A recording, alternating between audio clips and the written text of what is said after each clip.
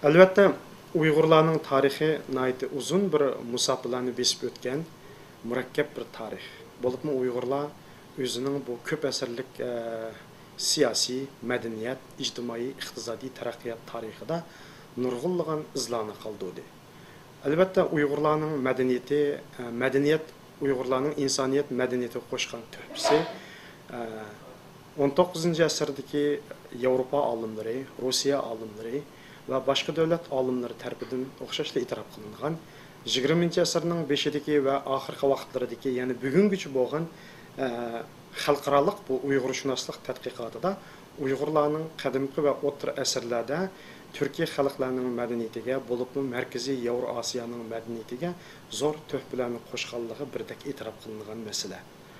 Albatta, Uyg'urlar yolg'iz madaniyat tarixidan, shonliq madaniyat tarixidan boshdan kechirib qolmasdan, balki nihoyat murakkab, nihoyat uzun bir siyosiy taraqqiyot tarixini boshdan kechirdi. Biz bu yerda albatta qadimgi vaqtlarda Uyg'urlar tomonidan qurilgan yoki Uyg'urlarning qarindosh tuqqanlari bir etnik guruhga tava bo'lgan Turkiy qarindosh millatlar tomonidan Uyg'urlar bilan birlikda qurilgan tarixdagi Uyg'ur Turkiy davlatlarini sanab o'tishimizning hojati yo'q. Biz yani bugungi muxbirning savoli bo'yicha, ya'ni 19-asrdan keyingi Uyg'urlarning siyosiy tarixi qanday bo'ldi?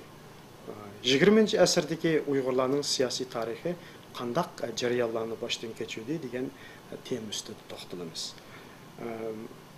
Mening qarashimcha Uyg'urlarning 20 qarashimcha Uyg'urlar vatani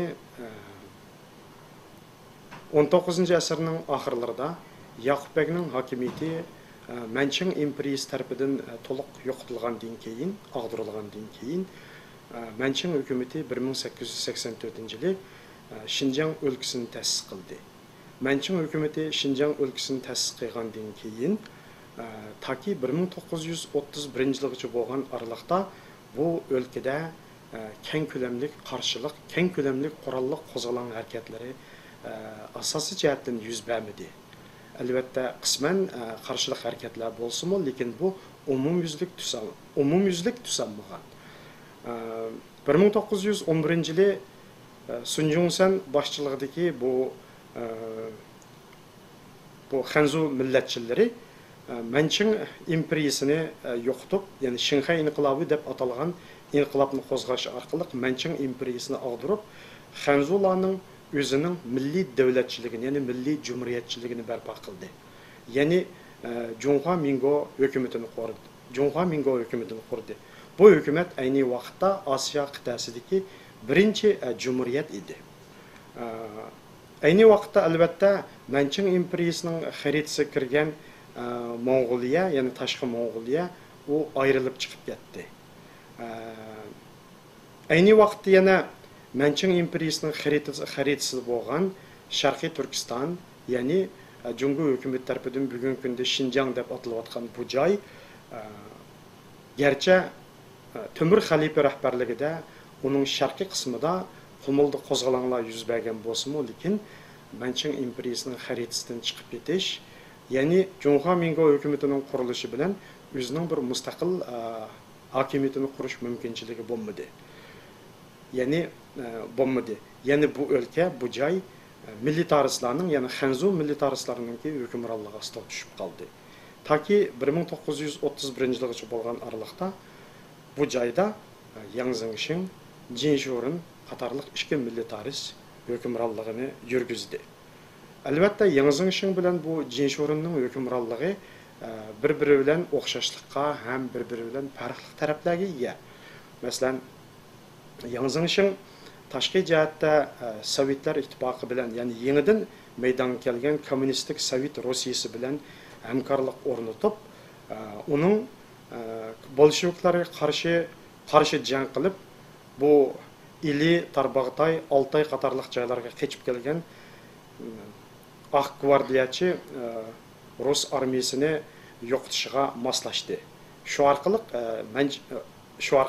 bolsheviklar Rossiyasining bu o'lkaga ta'sir ko'rsatib, bu o'lkani Jungodan ayirib o'tish yakımız bu ülkedeki xalqlarga yordam berib, uning Jungodan ayrılıp o'zining bir mustaqil davlatini qurish harakatlarini qo'llamaslikdek bir sharoit hozirladi. Yana bir yoqdan olgan chaqda Yang Zengshin ichki jihatda Uyg'urlarning ichidagi diniy o'lima, yurt oqsoqollari va boshqalarni yaqindan qo'llab, ular bilan yaqindan hamkorlik o'rnatib, ularning diniy jihatdan xalqqa boshlamchilik qilishiga, ba'zi tar doirada, ya'ni kichik rayonlar bo'yicha shu joydagi xalqlarga rahbarlik qilishga yo'l qo'yish orqali, ya'ni bunday chiqqan chaqda shu vaqtdagi Yang Zengshinning taktikasi bo'yicha yatlarning qo'li bilan yatlarni boshqarish usuli bo'yicha nodon qoldirish siyosati, xalqni ma'rifatsiz qoldirish siyosati, ya'ni jaholat ilgi tutib turish siyosati orqali Uyg'urlarni tashqi dunyodan keladigan ta'sirlar, ya'ni ayni vaqtda Turkiyani o'z ichiga olgan bu islom dunyosi o'rta sharqda ko'tarilayotgan islomiy uyg'unish, madaniyat uyg'unish, milliy uyg'unish harakatlarining ta'sirini qabul qilmaslik. Yana bir yoqdan olganda Uyg'urlarning qo'shnisi bo'lgan bu O'rta Osiyodagi qarindosh Turkiya xalqlari orasida yuz berayotgan ideologik o'zgarishlar, ya'ni Charusining og'dirilib, bu joyda bolsheviklar hokimiyatining shakllanishi bilan paydo bo'layotgan o'zgarishlarning, ya'ni inqilob harakatlarining bu o'lkaga ta'sir qilishining oldini to'sib qoldi. Bu Yang Zengshinning siyosiy taktikasi. Gerçi Yang Zengshin 17 yil Uyg'ur xalqini nayt o'zining oz sondagi askarlari bilan nodon qoldirish, jaholat qoldirish, ashundaq aldash, yana bir yoqdan olganda qattiq qo'llik qilishdan iborat har xil taktikalarni ishlatib idora qilgan bo'lsa-mu, baribir 1928 yili 7-oyda boshqa onunğa o'xshamaydigan fikrdagi Panyavning boshchiligidagi Xanzu hukmronlari guruhi tarafidan o'ltirilib, o'lkaning hokimiyati yana bir militarist Jing Shorinning qo'liga o'tdi. Jing Shorinning siyosati albatta Yang Zengshindan farqli edi. Jing Shorin Yang Zengshin qaraganda undaq aldash, nodon qoldirish, papilash, yana bir yoqdan olganda qattiq qo'llik qilishdek undaq siyosatning o'rniga bevosita qattiq qo'l siyosat, ya'ni bulanchilik siyosati yurgizdi. Yani Uyg'ur xalqiga nisbatan oshkora milliy kamsitish, besim siyosati yurgizdi. Shuning bilan bir vaqtda Qumul qatorliq joylardagi Uyg'urlarning yerlarini tartib olib, uni ichkaridan Gansudan elib chiqqan Xanzularga bo'lib berdi. Uning qo'l ostidagi Xanzu ofitserlar, Xanzu amaldorlar yerlik o'z turayotgan joylardagi Uyg'urlarga nisbatan nihoyatda qattiq qo'l, nihoyatda kamsitish tadbirlarini qo'llandi. Qumbuldagi bu inqilobning qo'zg'alishiga, ya'ni Xo'ja Niyoz rahbarligidagi inqilobning qo'zg'alishiga sabab bo'lgan omillarmi yana bir yoqdan olgan chaqda ana shundaq besimdan kelib chiqqan. Umuman 1931-yili bu Xo'ja Niyoz qatorliqlari rahbarligidagi Qumul tog'larida boshlangan qo'zg'alang'ichi bo'lgan bu 1877-yili Yaqubbek hokimiyatining og'dirilishidan hisoblaganda 50 necha yillik bu uzun musofa jarayonida Uyg'ur xalqi turlik ichki besimlarga, militaristlarning besimlariga, uning oldida Manching imperiyasining besimlariga, qattiq qo'lliqlariga, har turli hili-nayrang siyosatlarning besimlariga uchrab, jaholat ilkida qolgan bo'lsa-mu, lekin baribir 19-asrning oxirisida, 20-asrning boshlarida bu musulmon dunyosida qo'shni O'rta Osiyoda ko'tarilgan madaniyat, bu milliy uyg'unish harakatlari Uyg'urlarga ta'sir ko'rsatdi. Uyg'urlarning orasidan chiqqan nurg'unlagan angliq odamlar, ziyolilar, masalan Mas'ud Sabri, Mamtali Tavfiq, Tursun Apandi, Abduqodir Damullam, Qutlug' Hoji Shavqi qatorliq nurg'unlagan Uyg'ur ilg'or fikrlik, diniy, fanniy olimlari, ziyolilari, shuningdek Musabay va Maqsud Akfukum Musabaylar va Maqsud muhitiga o'xshash ilg'or tijoratchilar o'z eliga Uyg'ur elining sirtida yuz berayotgan bu madaniyat, ma'rif, uyg'unish harakatlarini ilib kelib, bu joyda maktablar ma'rifni gullantirish, oqartish orqali Uyg'ur xalqining engini o'stirish uchun harakat qildi. Nəticədə ana şundaq 20 yıllık hareketler, 20 yıllık milli oyg'unish, ma'rif jihatlik oyg'unish, aqartish hareketleri neticesinde ve işki cihatta bu militaristlarının qattiq besimi ve türlük amillarning sebebinden ahiri 1931 yılı Qumulda ko'tarilgan qo'zg'olon bütün Uyg'ur eli miqyosiga yeyilib 32 yılda Turpanda, Xotanda, Qashqarda ve başka joylarda keng ko'lamli qo'zg'olon yuz berib, Xo'janiyaz hojim ayni vaqtda bütün Uyg'ur elidagi qo'zg'olonchilarning bir g'aybiy rahbari sifatida tonildi. Ana shundaq qo'zg'olonlar natijasida 1933 yil 12 noyabr kunida Sabit Damollam boshlamchiligida bu O'rta Sharqda bilim tarbiyasi ko'rgan, Türkiye, Mısır qatorliq joylarda o'qigan, Yevropani, Rossiyani ko'rgan, u joydagi siyosiy, ijtimoiy, iqtisodiy, madaniyat o'zgarishlaridan xabar topgan, yaxshi bilgan ziyolilar, diniy ulamolar, ilg'or fikrlik bu tijoratchilar ve başka bilim adamları birlikte Qashqarda Sharq Turkiston Islom Cumhuriyetini kurdu. Bu yana bir yoqlaganda Uyg'urlarda 20 asrning boshlarida paydo bo'lgan cumhuriyetçilik fikrlarining natijasi edi.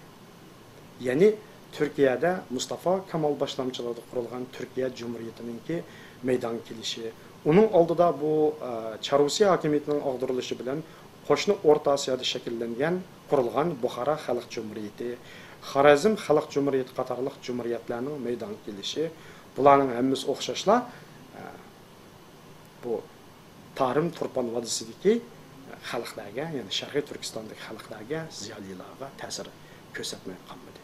Demak, 1933 yil Qashqarda qurilgan bu cumhuriyet ana shu O'rta Osiyoda, O'rta Sharqda umuman shu Türkiy millatlar dunyosidagi zo'r siyosiy, madaniyat, ijtimoiy, iqtisodiy o'zgarishlarning ham shu cumhuriyetchilik fikrlarining yana bir natijasi edi.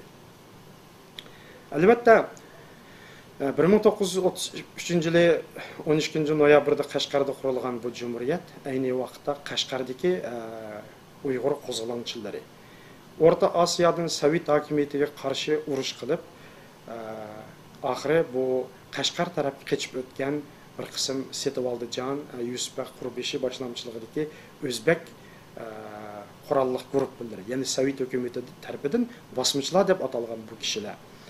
Shuningdek, Osman Ali boshlamchiligidagi bu otishning tog'liq rayonlarida qo'lga qurol olgan Qirg'iz qurolli guruhlari ham Xotanda Muhammad Emin Bug'ra rahbarligida qurilgan Muhammad Emin Bug'ra rahbarligida qo'zg'algan Xotan qo'zg'olonchilarininki Muhammad Emin Bug'ra tarafidan ivatilgan bir guruhisi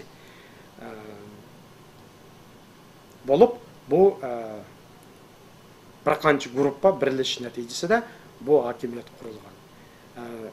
1933 yil 12 noyabrda Sabit Damollam Sharq Turkiston Cumhuriyet hukumatini jakarlaganda birdek holda Xo'janiyaz hojim tek Aqsuda bo'lgan Xo'janiyaz hojimni bu cumhuriyetning mangulik prezidenti, ya'ni mangulik reis cumhuri qilib bekitdi. Sabit Damollam bo'lsa o'zi bosh ministr bo'ldi. Birinchi qatimliq bu Sharq Turkiston Islom Cumhuriyeti odatda o'zini Sharq Turkiston Cumhuriyeti deb atagan, u o'zining pasportini chiqargan, pullarini chiqargan, shuningdek o'zining yana dastlabki asosiy qonunini bekitgan va davlat xitobnomasini e'lon qilgan. Birinchi Sharq Turkiston Islom Cumhuriyetining bu davlat xitobnomasida bu hukumatning bütün dünyadaki hükümetler bilen, devletler bilen dostane diplomatik münasebet o'rnatadiganligi, hatta Nanjingdagi Junxo Mingo hükümeti bilen mi, yani dostane münasebetini saqlaydiganligi bildirilgan. Birinchi Sharq Turkiston Cumhuriyeti gerçi 3 aydan ortiq vaqt, yani umuman 6 aygacha bo'lgan aralıqda mavjud bo'lib turgan bo'lsa-mu, lekin u bu Uyg'urlarning 20 asr tarixidagi bo'libmi, yani 19 asrning oxiri 20 asrning birinchi yarmidagi bu siyosiy tarixida meydonga kelgan bir qadar sistemlik bo'lgan bir hokimiyat edi. Yani bu davlat o'zining davlat bayrog'i, davlat asosiy qonuni, davlat apparatlari, shuningdek hatta davlat naqsi davlat gerbi qatorliqlarga ega bo'lgan edi. Asosiy qonun hatto. Cumhuriyetning dastlabki 16 ministerligi shakllangan. Albatta bu cumhuriyet yani birli Uyg'urlarga tava bo'lib qolmasdan bu cumhuriyetni qurishga qatnashgan barliq Türkiye ve başka milletlerinin kurallık grupları hem ulamı nazarga ilinib bu cumhuriyetning hükümet terkibiga Uyghur, Özbek, Kırgız, hatta Kazak ve başkalarımı kirgizilgan. Hükümette Uyg'urlar, Özbekler, Kırgızlar mühim rahbari o'rinlarni tutgan. Albatta Sabit Damollan boshchiligidagi bu hükümetning maqsadi bütün Sharqiy Turkistonni azad qilib, bütün Sharqiy Turkistonni birlikka keltirib, birlikka kelgan bir hokimiyat barpo qilish edi. Shu vaqtdagi bu inqilob qatnashgan, ya'ni shu Sharqiy Turkiston Cumhuriyetininki birinchi kunidan tortib toki oxirigacha bo'lgan bir qancha yillik siyosiy tarixiy voqealarning shohidi bo'lgan Abduqodir Hojimning aslimlaridan qaraganda ayni vaqtda Sharqiy Turkiston Cumhuriyetini Aqsu, Xotan, Qashqar qatorliq viloyatlar e'tirof qilgan. Bu joylar Sharqiy Turkiston Cumhuriyetining oy yulduzli ko'k bayrog'ini chiqargan ekan, ya'ni ko'k bayrog'ini osgan ekan. Ammo ayni vaqtda bu birinchi Sharqiy Turkiston Cumhuriyeti nihoyatda qisqa vaqt mavjud bo'lib turdi. Buning undaq bo'lishidagi asosiy sabab bu cumhuriyet, bu hükümet dahi yeni kurulgan bo'lg'achqa uningki ijtimoiy asosi, iqtisodiy asosi, harbiy kuch asosi nihoyatda ojiz edi. Uning ustiga yana bu hükümet Uyg'ur eli bilan qo'shni bo'lgan Sovet Rossiyasining yaxshi ko'rishiga erisha olmadi. Albatta 1920-yillarda ichki urushda g'alaba qilgan Sovet bolşevikleri bütün Orta Asya'nı, bütün Çarusya, sabık Çarusya ziminlerini birlikte keltirip Sovet ittifaqını ta'sis qilgan edi. Sovet Rossiyasi hükümeti, yani Stalin rehberligidagi Sovet Rossiyasi hükümeti O'rta Asya'da uzun mezgil bu basımçılık hareketlerine qarshi turdi. Yani basımçılık, ularning nazaridagi basımçılık, yerli xalqlarning nazaridagi bu mustaqillik hareketida ayni vaqtdagi ularga qarshi kurash qildi.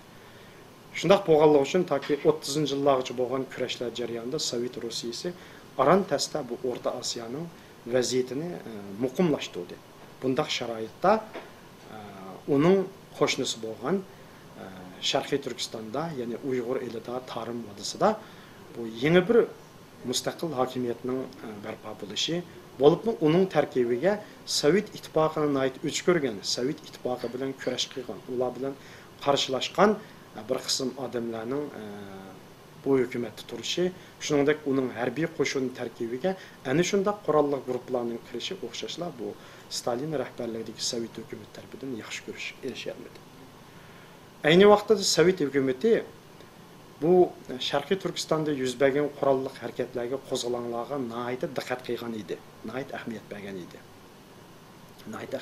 edi. Şu vaqtda Stalin rahbarligidagi Moskva hukumati zati yerlik xalqlarni qo'llash kerakmi, ya'ni ezilgan xalqlarning ozodlik ishlariga yordam berish degan Leninning shuari bo'yicha bu yerlik ezilgan xalqlarga yordam berish kerakmi yoki Xanzu militaristlarga yordam berish kerakmi degan tanlashga duch keldi. Oxiri Stalin rahbarligidagi Sovet Rossiyasi ikkinchi tanlashni tanlab Shing Sisayni yo'lash orqali, ya'ni Xanzu militaristlarga yordam berish orqali bu o'lkadagi mustaqillik harakatlarini, mayli Uyg'urlarning, mayli Majuniyning boshlamchiligidagi Tungallarning va boshqa, ya'ni Shing Sisayga qarshi bo'lgan Xanzu militarist kuchlari bo'lsin, hammasining qarshilik harakatlarini yo'qotib, bu o'lkada faqat birlam Moskvaning ta'siri, Moskvaning qo'l ostidagi, kontrolli ostidagi bir Xinjiang o'lkasini, yani Shing Sisayning boshlamchiligidagi Xinjiang o'lkasini barpo qilishni qaror qilib, Altayski nomidagi harbiy qo'shinlarni kirgizib, Urumchi qo'rshovlarini oxirlashtirib, Majuniyning qo'shinlarini yo'qotib, Tungallarni, Majuniyning qo'shinlarining Qashqariya tarafga surgun aydilib, Xo'janiyaz qo'shinlarini yo'q qilib, oxirida Sharqiy Turkiston Cumhuriyetininki oxirlashishdan iborat bir jarayonni, taktikini amalga oshirdi. Şunun bilan Şinjangda 1933 şu vaqtida şuningda natijada 1933 yildan boshlab taki 43 yilgacha bo'lgan aralıqda Şing Sisay boshlamchiligida Şinjang o'lkalik hukumat qurilib, Şing Sisay bu joyni idora qildi. Xo'janiyaz boshlamchiligidagi bu Sharq Turkiston Islom Jumhuriyatining bir qism rahbarlari, bir qism xodimlari Sovet ittifoqining vositaçiligi bilan Şing Sisay bilan ittifoq tuzib, kelishim tuzib, ular o'lkaga kelib, o'lkadagi har qaysi nazorat idora organlarga boshliq bo'ldi. Xo'janiyaz hojim o'lkaga muavin rais bo'ldi. Ammo 1937-yilga kelgan chaqda Qashqarda yana qaytadan qo'zg'olon ko'tarildi. Natijada Şing Sisay o'zining abdi bashirisini oshkorlab, Stalinning ko'rsatmasi bo'yicha bu Xo'janiyaz hojim qatorliq Uyg'ur rahbarlarini bir-birlab yo'q qildi. Albatta, Şing Sisayning bu chaqda ilib borgan bu tozalash harakatlari Stalinning 37-38 yillarda Sovet ittifoqida ilib borgan keng ko'lamli tozalash harakati bilan chambarchas bog'langan bo'lib, natijada Trotskichi, pan-turkist, pan-islomist, mustaqilchi, bölgünçi degandek turli jinoyatlar ortilib, nurg'unlagan Uyg'ur ziyolilari, bilim odamlari, angliq odamlar, sobiq Sharq Turkiston Jumhuriyatida qatnashgan odamlar tutqun qilindi, o'ldirildi. Albatta, shuning qatorida yana nurg'unlagan Şing Sisayga qarshi fikrdagi bir qism Xanzu ziyolilari, Mo'ng'ol, Qozoq va boshqa millatlarning ilg'or fikrlik odamlari o'ldirildi, tutqun qilindi. Ma'lumotlarga qaraganda Şing Sisayning 37-yildan 43-yilgacha bo'lgan aralıqda 100 mingdan ortiq odamni qo'lga olganligi, son-sanoqsiz odamlarning o'ldirilganligi aytiladi. Mana shundaq jarayonlar davomida oxirida 1943-42-43 kelgan chaqda umumyuzlik holda Uyg'ur, Qozoq, Qirg'iz, Mo'ng'ol, Tungan, hatta Rus va boshqa Uyg'ur eldagi millatlarning Şing Sisay hukumatiga bo'lgan, Şing Sisayga bo'lgan naroziliklari, qarshiliklari texmi avjiga yetdi. Ham 1941-yil 2 dunyo urushining oxirlashish natijasida, 1941-yil 2 dunyo urushining boshlanishi natijasida Sovet ittifoqining Germaniya armiyasi tomonidan mag'lub bo'lishi natijasida Şing Sisay Sovet ittifoqining tugaydiganligidan, Sovet ittifoqining butunlay vayron bo'ldiganligidan gumon qilib, o'zining Sovet ittifoqi bilan bo'lgan munosabatlarini buzishga boshladi. Ya'ni Sovet ittifoqidan yuz o'rib, eng yaxshisi Nanjing, Chongqingga markazlashgan Gomindang, ya'ni Junhua Mingo hukumati bilan hamkorlashib, Chiang Kai-shek bilan hamkorlashib, bu joyga Gomindang markaziy hukumatining qo'shinlarini olib kirish orqali o'zini Sovet ittifoqining kontrolligidan qutulish faoliyatlarini olib bordi. Ikkinchi dunyo urushining taraqqiy qilishi, kuchayishiga ergishib, Şing Sisay 43-yilga kelgan chaqda butunlay Sovet ittifoqidan yuz o'rdi. Sovet ittifoqi bilan tuzgan iqtisodiy kelishimlarni, qalay kollarini etish kelishimlarini hammasini bekor qildi. Sovet mutaxassislarini, Sovet xodimlarini chegirdan qo'g'lab chiqadi. Sovet ittifoqining qumuli turg'izilgan 8-polkini qo'g'lab chiqadi. Mana bunday sharoitda Sovet ittifoqimi Şing Sisaydan o'chilish, Şing Sisayga zarba berishdan iborat bir irodaga keldi. Mana shunday sharoitda 42-43-yillarda Uyg'ur elining hamma joylaridagidek Şing Sisay hukumatiga qarshi yarasты Uyg'urlarning tashkilotlari shakllanishga boshladi. Demek Uyg'ur eli umumyuzlik holda bir qurolli qo'zg'olon Şing Sisayga qarshi, Gomindanga qarshi bir kayfiyat ichiga cho'mdi. Altayda Osmanning boshlamchiligida qurolli qo'zg'olonlar ko'tarilib, Şing Gomindang qo'shinlari bilan urush olib bordi. Mana shunday sharoitda 1944-yili G'uljida ozodlik tashkiloti qurilib, yarasты qurolli harakatga tayyorlik qildi. 44-yili 8-oyda G'ani Batur, bu Fatih Baturlar boshlamchiligida Nilqining Ulastay tog'larida urush portlab, Gomindang qarshi qo'zg'olon rasmiy boshlandi. Qo'zg'olonchilar tez urush qilish natijasida 1944-yil 7-noyabrda G'uljida qo'zg'olon ko'tarib, ozodlik tashkilotining rahbarligida G'ulji shahrini 5 kundan keyin asos jihatdan ozod qilib, 1944-yil 12-noyabr kuni Sharqiy Turkiston Jumhuriyatini e'lon qildi. Jumhuriyatning hukumat apparatini qurdi. Elxan Töre Cumhuriyetke reis, hakim beg'uvchi ma'vun reis bo'ldi. Cumhuriyetning hükümetinin a'zolik tarkibiga Uyg'ur, O'zbek, Qozoq, Qirg'iz, Mo'ng'ol, Tungan, ya'ni Xuizu, Shiva, Rus qatorliq Xanzulardan boshqa 13 millatning vakillari asos jihatdan kirgizildi. Bu inqilob tez suratda kengayib, oxirida 1945 yilning 2-yilga kelgan chog'da butun ili viloyati ozod bo'ldi. To'liq ozod bo'ldi. Sharq Turkiston Cumhuriyeti hukumati yana 9 moddalik o'zining xitobnomasini e'lon qildi. Bu xitobnomada bu joyda mangu bir mustaqil demokratik cumhuriyet qurish, hamma dillarga erkinlik berish, hamma millatlarning o'z diniy e'tiqodi, o'z milliy urf-odatini qadrlash huquqining borligi, iqtisodiy, savdo, sanoat va boshqalarni taraqqiy qilishni ilgari surish qatorliq mazmunlarni o'z ichiga olgan bu 9 moddalik xitobnoma e'lon qildi. Şundan bir vaqtda, şu vaqtda Uyg'ur elida yashayotgan hamma millatlarni ittifoqliqqa chaqirdi. Hamma millatlarning ittifoqlashishi, birlashib kurash qilishi natijasida 1945 yil 4-oyning 8-kunida rasmiy muntazam milliy armiya qurildi. Bu milliy armiyami ayni vaqtdagi Uyg'ur, Qozoq, Qirg'iz, Rus, O'zbek, Tatar, Tungan, Shiva, Mo'ng'ol, Manju, Dağur qatorliq ili Tarbağday, Altay'da mevcut bo'lgan yaşayan milletlerinin hammasi, şu milletlerinin farzandlari bu milliy armiyaga askar bo'lib kirdi.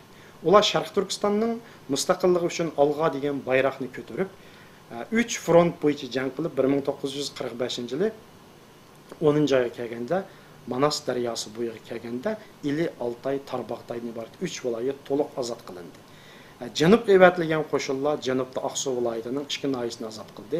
Toshqo'rg'onda portlagan qo'zg'olonmi bular kengayib Qashqarning atroflariga yetib keldi. Ammo mana shunday sharoitda bu Sovet ittifoqining yordamiga erishgan bu Sharq Turkiston hukumatı yana o'xshashli Sovet ittifoqining Stalin hukumatining 1945-yil 9-oyda ularga buyruq berib, davomli urush qilmaslik, Manas daryosi bo'yini chegara qilib shu yerda to'xtashdan iborat buyrug'ini topshirib oldi. Chunki Sharq Turkiston hukumati, Sharq Turkiston Cumhuriyeti armiyasi ayni vaqtda Sovet ittifoqining harbiy, iqtisodiy va harbiy xomashyo qatorliq ko'p jihatlardan yordamlarga erishgan edi. Sharq Turkiston hukumati Elxan Töre boshliq bu arboblar Sovet ittifoqidan zo'r umidlarni kutgan edi. Lekin Stalin hukumati 1945-yil 2-oydagi Yalta kelishimidagi erishgan manfaatlarini kapolatga qilish uchun 1945-yil 8-oyda Jungo bilan Jungo Sovet do'stlik shartnomasini imzolab, ana shu Yalta kelishimining ro'yi va shundaqli Jungo Sovet do'stlik shartnomasining ro'yi bo'yicha Jungoning ichki ishiga aralashmaslik degan shu va'dasiga amal qilib, milliy armiyani bu yoqqa to'xtatib qo'ydi. Sharq Turkiston hukumatining uning aksincha Gomindang markaziy hukumati bilan suhbat o'tkazishga qistadi. Sovet hukumatining yana vositachilik qilishi, oraga tushishi, ham har jihatdan besishi va barliq harbiy yordamlarni kesishi, to'xtatish natijasida Sharq Turkiston hukumati Urumchiga odam evatib, Jankayshining vakili Jang Jejong bilan 8 oydan ortiq vaqt suhbat qilish orqali oxir 1946-yil 7-oyda tinchlik bitim imzolanib, 11 moddalik tinchlik bitim imzolanib, ikki taraf vakillarining qatnashishi bilan birlashma hukumat qurildi. Bu birlashma hukumatga G'ulji tarafdan Ahmadjon Qosimiy, Abdukarim Abbosov qatorliq kishilar qatnashdi. Lekin uzun o'tmay o'xshashlar bu hukumat yana qaytadan parchalandi. Bu hukumat yana qaytadan buzilib, Ahmadjon Qosimiy, Abbosov qatorliqlar G'uljiga qaytadan bu Manas daryosini chegara qilgan 7 viloyat bilan, ya'ni Gomindang hukumati bilan 3 viloyat, ya'ni Sharqiy Turkiston hukumati o'rtasidagi qurolliq qarshilik, qurolliq chegara bir-biri bilan dushmanlashish toki 49-yilgacha davomlashdi. 48-49-yil Jungoning ichki ishining ozodlik harakatining kengayishi, Jungoning ichki vaziyatining o'zgarishi, kommunistlar bilan bu Gomindang o'rtasidagi urushda kommunistlarning g'alaba qilishi natijasida Sovet ittifoqi bu 3 viloyatni to'liq holda Mao rahbarligidagi bu Jungo kommunistlariga o'tkazib berish qaroriga keldi. Shundaqla Xinjiangdagi Gomindang hukumatini tinchlik yo'l bilan Mao rahbarligidagi kommunistlarning qo'liga berishga qaror qildi. Ana shu Stalinning qarori bo'yicha, ya'ni 1949 oyda Mao Zedongning vakili Liu Shaoqining Moskvaga maxfiy berib, Stalin bilan maxfiy ko'rish natijasida bularning orasidagi bitishim bo'yicha Mao Zedong Cumhuriyet Xalq Cumhuriyeti'nin muddatdan burun, yani 1949 yılı 10. ayının 1. gün jakalashqa Stalinning taklifi bilan razı bo'ldi. Şu vaqtdagi kelishim bo'yicha Stalin bu üç viloyatdagi milliy armiyaning o'lkadagi Gomindan hukumatining tinchlik bilan kommunistlarga taslim bo'lishi, Gomindan armiyasining tinchlik bilan qurol topshirishiga moslashadigan, milliy armiyaning qarshilik ko'rsatmaydigan, Sovet hukumatining har qanday qarshiliklarga yo'l qo'ymaydiganligi qaror qilindi. Hatta Stalinning va'dasi bo'yicha azodlik armiyani tezroq shu vaqtda Xinjiangga kirishga, ya'ni Stalin tashabbus qildi. Stalin hatta aeroplanlarini chiqarib, Sovet yani azodlik armiyaning bir qism qo'shinlarini Xinjiangga olib berdi. Qisqasi Stalinning har jihatdagi yordamlari, qo'llashi, ana shundaq har jihatdan tashabbuslari bilan oxiri bu o'lkaga Jungo kommunistlari kirdi. Kirib o'lkaning siyosiy vaziyati butunlay o'zgardi. 3 viloyat hukumati amaldan qolib, qaytadan yani Xinjiang o'lkalik hukumat ta'sis qilindi 49-yilning oxirisida. Şu vaqtda yani Stalin hukumati o'xshashla 3 viloyatning rahbarlari Ahmadjon Qosimi, Abdukarim Abbasov, Issoqbek Munanov, Dalilxon Sugurboyev qatorliq bir vakillar o'migini Beijingdagi yig'inga berib, Beijingdagi bu Jungo kommunistlarining yani davlat qurish bu yig'inga qatnashib, shu joyda o'rtaq holda Cumhuriyet Xalq Cumhuriyetininki qurilishini qo'llashga da'vat qildi. Bu vaqtda yana turli ma'lumotlar bor. Uyg'urlarning, ya'ni Qozog'istonga ko'chib chiqqan Uyg'urlarning ayni vaqt inqilob shohidlarining qarashicha bu Ahmadjon Qosimiy boshchiligidagi vakillar umigi 1949-yil 22 avgustda Olmutaga borgan ekan, oldidan Olmutada Sovet ittifoqining, yani Stalinning vakillari bilan suhbatlashgan. Ular Sovet hukumatiningki takliflari, ya'ni shartsiz holda hech qanday shart talab qo'ymay ixtiyoriy yo'sinda bu Jungoning tarkibiga kirish masalasida Ahmadjon Qosimiylar qarshilik ko'rsatgan.